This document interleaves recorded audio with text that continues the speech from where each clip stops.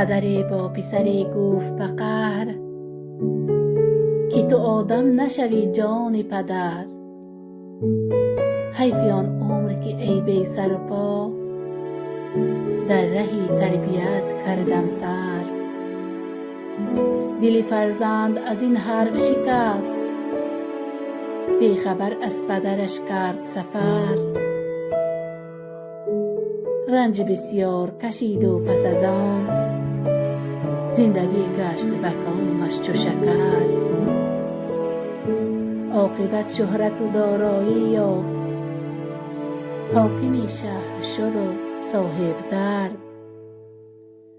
چند روزه بگذشت و پس از آن امر فرمود به احضار پدر.